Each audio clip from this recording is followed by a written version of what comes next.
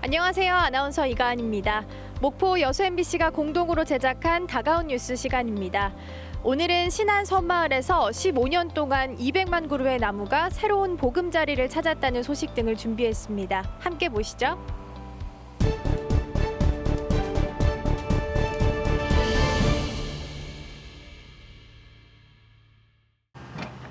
전남 신안 섬을 잇는 천사대교를 향하는 길. 도로가에 동백나무가 줄지어 서 있습니다.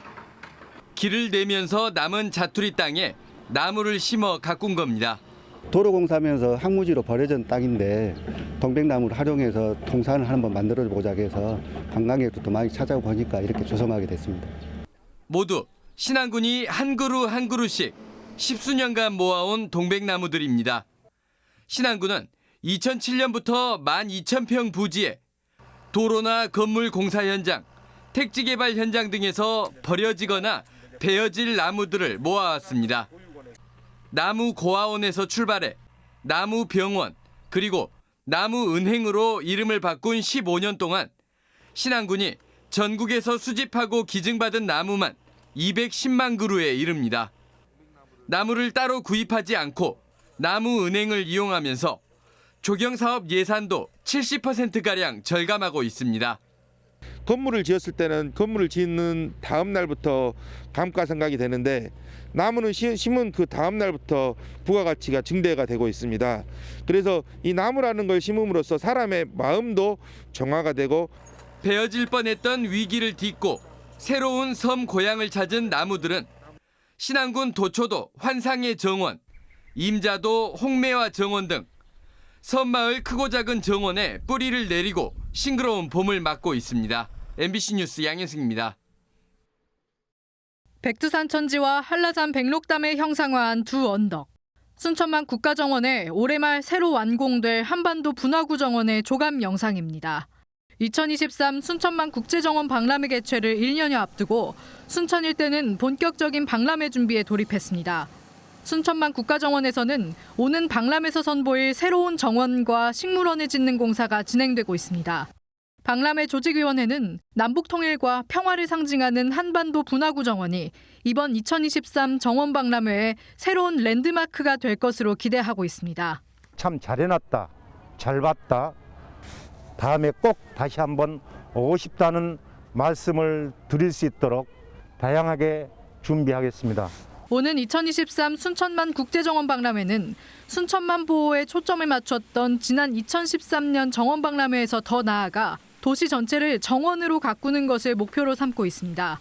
이에 따라 읍면동별로 구성된 시민정원 추진단과 민간단체들이 앞장서 도심 곳곳에 정원을 조성하고 있고 시민들도 자발적으로 집과 가게에 정원을 가꾸기 시작하면서 순천만 국가정원뿐만 아니라 도심 골목들도 푸른빛으로 변해가고 있습니다. 제가 좋아서 기르는 거긴 한데 남들 보기에도 좋으면은 그냥 밖에서 이렇게 구경하기에도 기분이 좀 좋아지는 면이. 박람회 조직위원회는 이번 박람회를 통해 1조 6천억 원의 생산 유발 효과와 2만 5천 명의 고용 효과가 발생할 것으로 기대하고 있습니다. 조직위는 박람회 관람객 800만 명 달성을 기원하며 오는 23일 박람회 개최 디데이 365일을 기념하는 그림 대회와 콘서트 등을 개최할 예정입니다. MBC 뉴스 강서영입니다.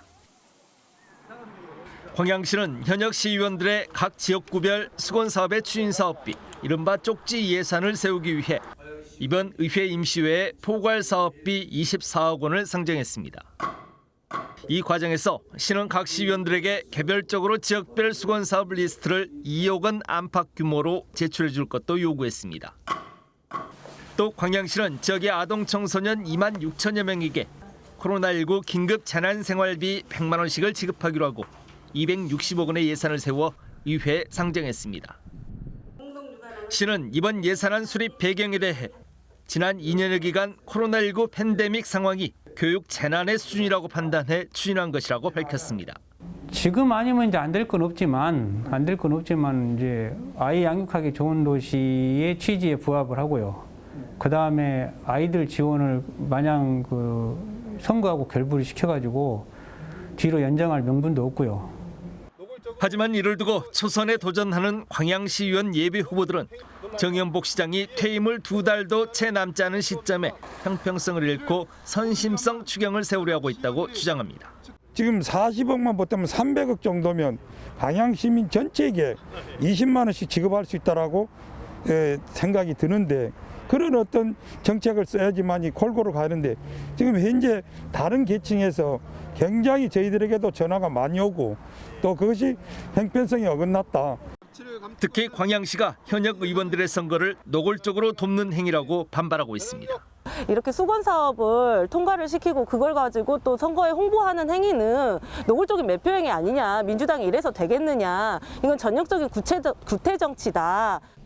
지역에서는 광양시가 논란을 자초한 배경을 두고도 뒷말이 무성합니다.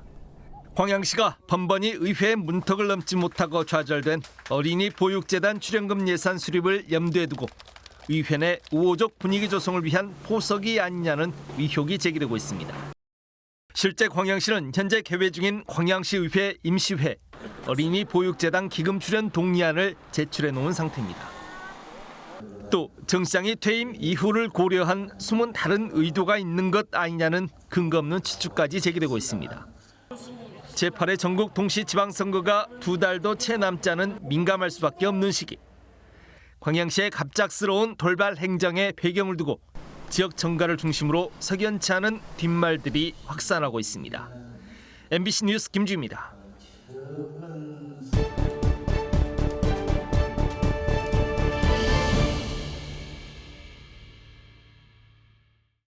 3월 31일 저녁 해남에서 목포로 향하던 택시 안. 아내가 출산을 했는데 급하게 오느라 지갑을 못 가지고 왔다며 승객이 돈을 빌려달라고 말했고 택시기사는 돈을 빌려줬습니다. 계좌로 나중에 빌린 돈을 보내겠다고도 말합니다. 그러면 차라리 4만 원은 돼갖고 100만 원 보내라 할까요? 그래, 100만 원 보내라 해봐요. 네, 차라리 그게 낫겠다. 심지어 허공에 손가락을 두드리며 전화를 하는 척도 합니다. 이 남성은 전화번호와 집 주소 등 가짜 정보를 알려준 뒤 돈을 받고 달아났습니다. 아내가 출산이 임박했다는 수법으로 산부인과를 찾아 택시기사의 동정심을 이용한 겁니다. 병원에 들어가 보니까 그런 사람 안 왔대요. 그래서 그때 직감사 내가 사기당했구나. 33살 A씨는 범행 일주일 만에 서울의 한 PC방에서 경찰에 붙잡혔습니다. 경찰 조사 결과 A씨는 전국을 돌며 같은 수법으로 택시기사들을 상대로 30여 차례가 넘은 사기 행각을 벌인 것으로 드러났습니다. 기본적으로 그 범행에 사용한 휴대전화가 서울에 위치하고 있었고 범행 전후에 사용한 렌트카가 있어서 그걸 함께 추적을 했습니다. 해남경찰서는 A씨를 사기 혐의로 구속했습니다. MBC 뉴스 양정은입니다.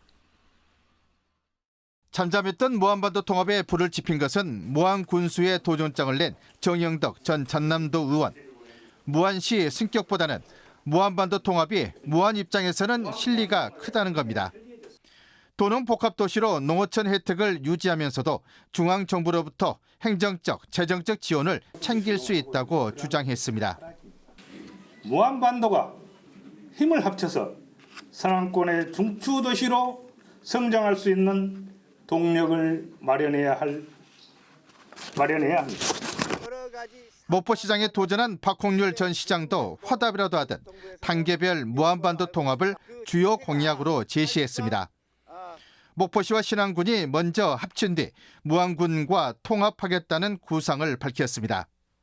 2단계로 이러한 경제, 관광, 교통 등 주민의 복리 증진을 향해서 무안과의 통합도 타결해내고야 말겠습니다. 그러나 통합에 대한 무안군의 분위기는 싸늘합니다. 지난 30여 년 동안 6번이나 실패했던 무한반도 통합을 또다시 선거 이슈로 내세우는 것은 지역 감정과 분열만 조장한다고 비난했습니다. 뜬구름 잡기식의 통합보다는 독자적인 무안시 승격을 내세우고 있습니다. 무안군 인구가 9만 명을 회복하고 KTX 무안공항 연결, 항공특화산단 조성 등 개발 호재들은 시 승격에 대한 자신감을 불어넣고 있습니다. 무안 군수의 도전장을 내민 대부분의 출마 예정자들도 통합에 대해서는 부정적인 입장인 것으로 알려졌습니다. 그렇지만 무안군이 도농 복합 도시로 도시 성격이 빠르게 바뀌는 것은 무안반도 통합 논의 구도 자체에 변화가 불가피해 보입니다. 통합을 찬성하거나 반대하는 근거 자체가 농촌 일색이었던 이전 상황과는 크게 달라졌기 때문입니다. 6월 지방선거를 앞두고 무안반도 통합 문제가 찻잔 속 태풍에 그칠지 아니면 선거의 주요 쟁점이 될지 관심이 모아지고 있습니다. MBC 뉴스 문현철입니다. 코로나19 여파로 사회적 거리두기가 강화되면서 여수 지역에서만 2만여 명의 소상공인이 영업 손실을 입은 것으로 확인되고 있습니다.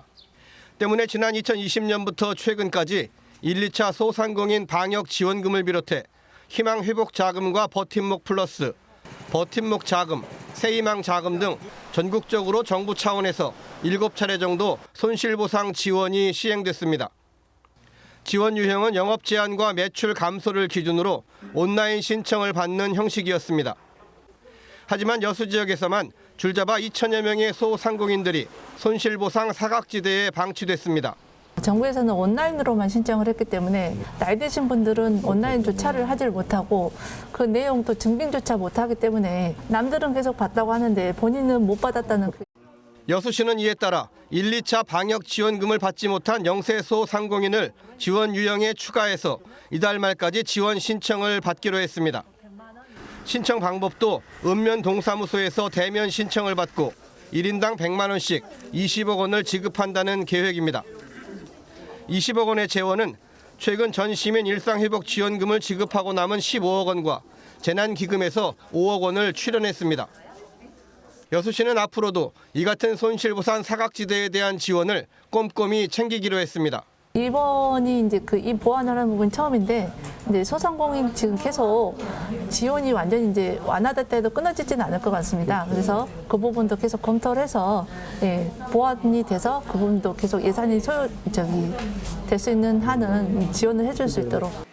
코로나19 장기화로 지역 상공인들의 피해가 늘어나면서 손실보상 사각지대에 대한 지원 시책이 그 의미를 더하고 있습니다. MBC 뉴스 최우식입니다.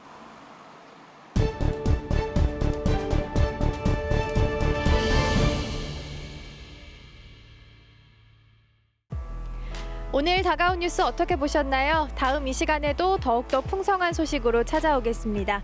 많은 시청 부탁드립니다. 고맙습니다.